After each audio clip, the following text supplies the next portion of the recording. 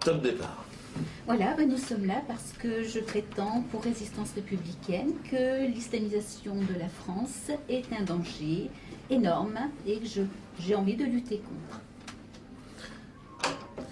Alors, c'est intéressant, c'est un débat effectivement qui est assez relayé dans les médias. Marine Le Pen tient un peu ce discours aujourd'hui. Philippe de Villiers en d'autres temps. C'est vrai que c'était pas un discours très original, mais en tout cas, c'est intéressant. Alors, déjà, il faudrait savoir, pour moi, c'est quel est le... Vous êtes athée, comment vous vous situez par rapport au monde des croyants?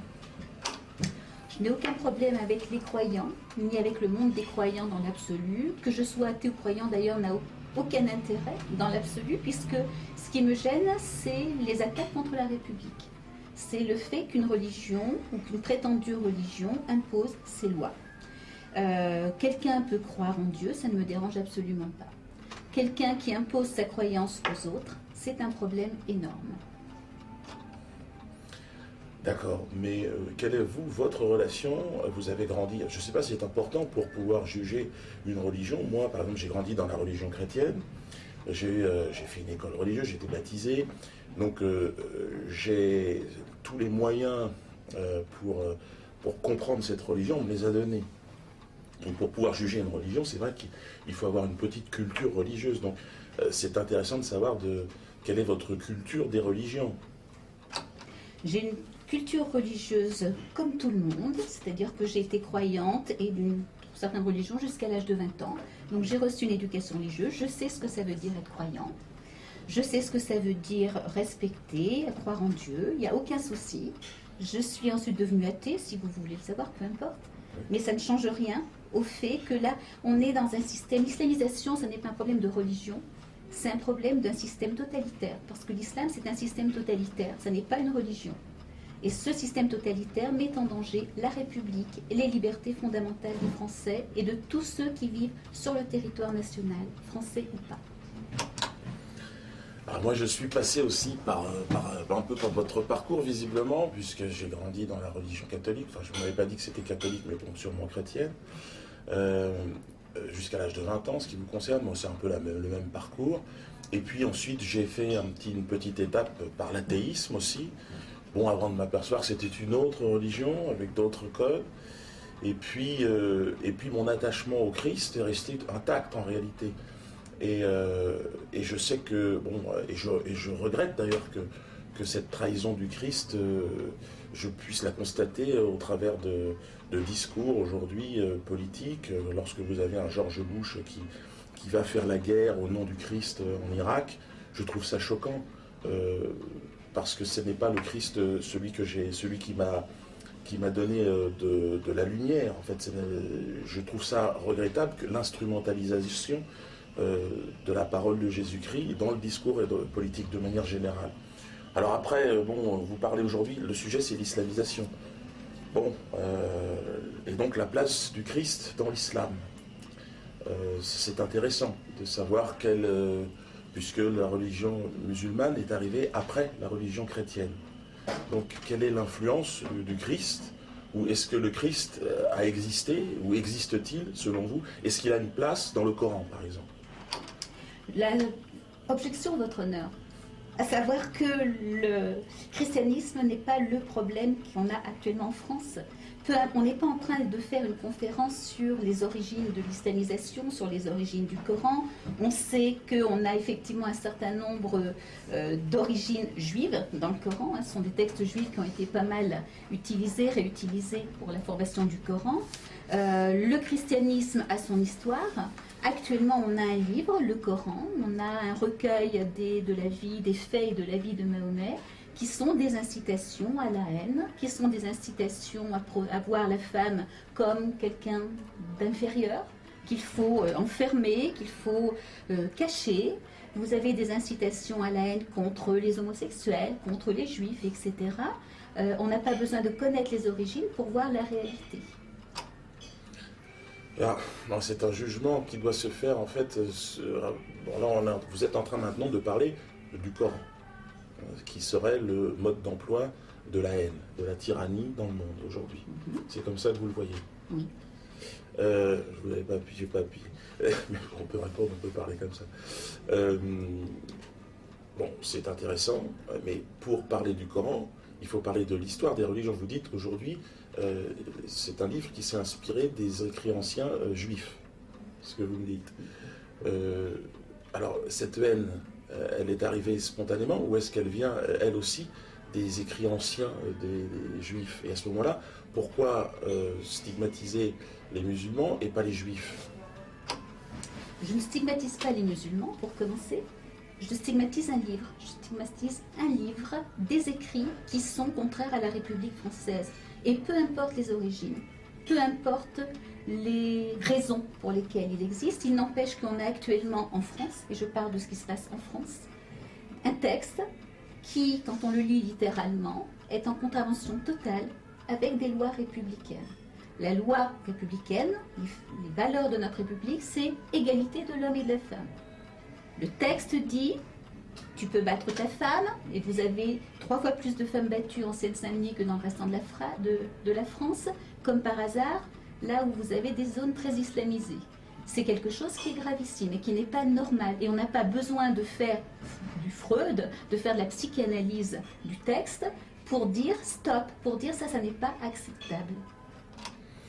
Alors, je ne vais pas me faire le défenseur, évidemment, des hommes battant leurs femmes.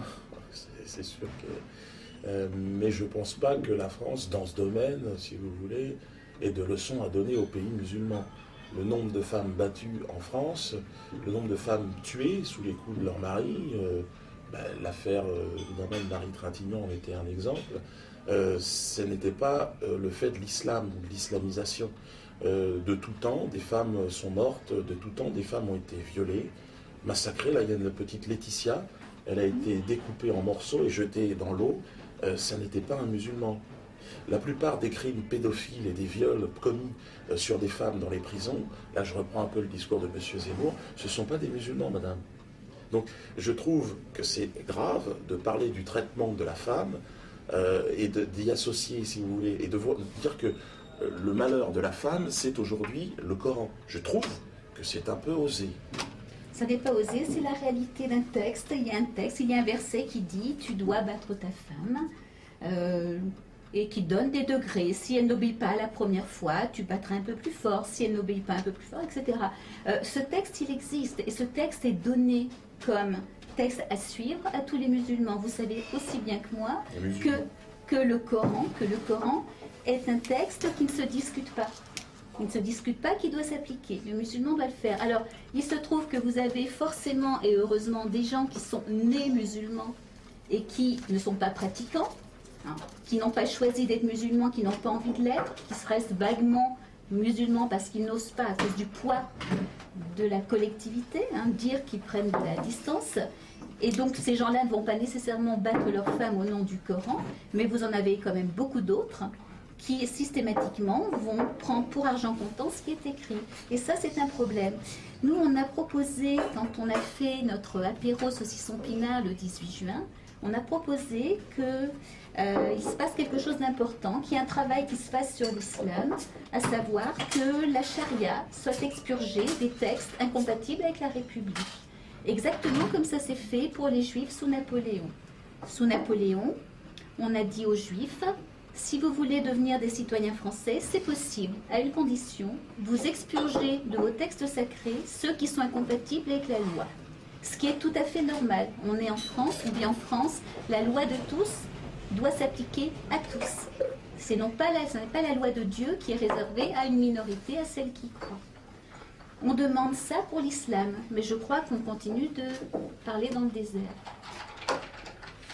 Alors, vous n'avez pas tout à fait répondu aux questions. C'est vrai que les crimes touchant les femmes de manière générale en France, si on devait faire un sondage, comme l'a fait M. Zemmour pour ce qui concerne les dealers, les vendeurs de drogue douce, vous seriez étonné de voir que, sans avoir lu le Coran, eh bien, l'homme qui a découpé Laetitia et qui l'a violée qu'il a jeté donc dans un étang, n'était pas habité par des textes saints.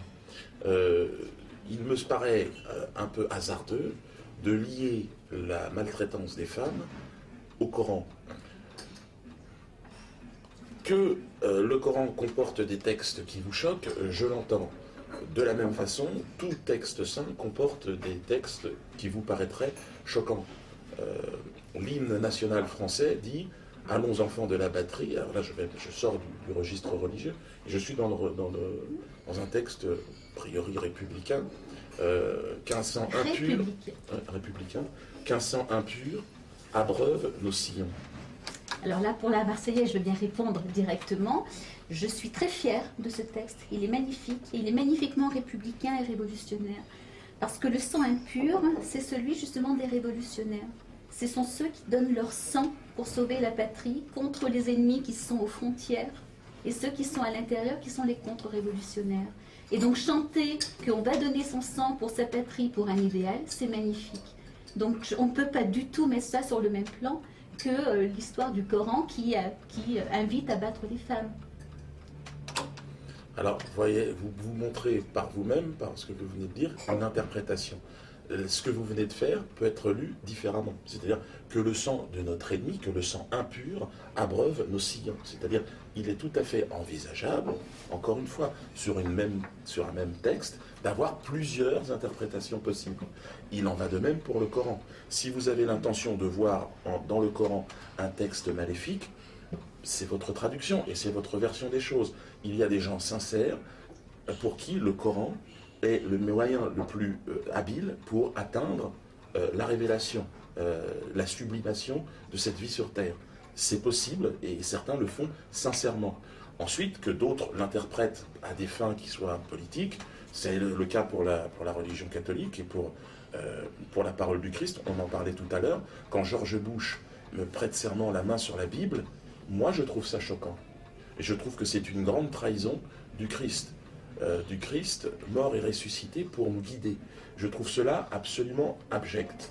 Mais c'est une trahison. Et des trahisons, le Christ n'a connu que cela. Le baiser de Judas sera certainement la trahison la plus douce. Toute l'humanité n'a fait que le trahir. Nous le trahissons chaque matin quand nous nous levons. Aujourd'hui, vous me parlez d'une laïcité, vous me parlez de l'athéisme tout à l'heure. Bon, pour y être passé, c'est une forme de croyance qui me paraît, moi, absolument étonnante, parce qu'en réalité, elle fait la promotion de certaines choses. Et puis, elle est en guerre contre les religions et contre les croyants. Et c'est pour ça que j'ai quitté l'athéisme. Moi, c'est-à-dire que je ne suis pas en guerre contre les croyants, non, je ne suis pas en guerre contre les athées. Mais je pense que il y a dans les religions des moyens extrêmement efficaces pour atteindre une révélation. Et ça, c'est dommage de s'en priver. Les religions font partie du patrimoine de l'humanité. Elles sont un moyen extraordinaire pour l'homme de se sublimer et d'avancer, et de rester à la recherche, toujours. Je trouve vos certitudes, tout d'un coup, vous figez le temps dans une sorte dans des valeurs républicaines nous n'avons pas le recul, nous ne savons pas ce que cette humanité républicaine dont vous parlez, elle a quoi? Elle a 200 ans. Qu'est-ce que l'humanité vivait avant? Et nous vivrons certainement après. Donc la religion, à un moment donné, fait partie de notre histoire. Et je trouve que en parler comme vous le faites, c'est rejeter une partie de nous-mêmes. Vous ne placez pas le sujet là où il est. C'est-à-dire que vous êtes en train de faire un procès de l'athéisme. Or, je n'ai jamais prétendu être une athée militante. Je n'ai jamais tenu de discours anti-religieux. Je n'ai pas commencé ici en disant je viens défendre l'idée des athées à empêcher les religions. J'ai commencé en disant que je respectais toutes les croyances. D'accord ? Donc on n'est pas du tout sur effectivement ce sujet. Quant à dire que les religions font partie du patrimoine de l'humanité, mais heureusement, bien sûr, c'est important, c'est quelque chose qui a aidé à constituer, et je ne renie absolument pas nos racines chrétiennes, les racines chrétiennes de la France qui ont abouti à nos valeurs universelles qui sont celles des Lumières, et qui, pour moi, justement, sont un élément indépassable, universaliste, qu'on ne peut pas du tout confondre avec une religion.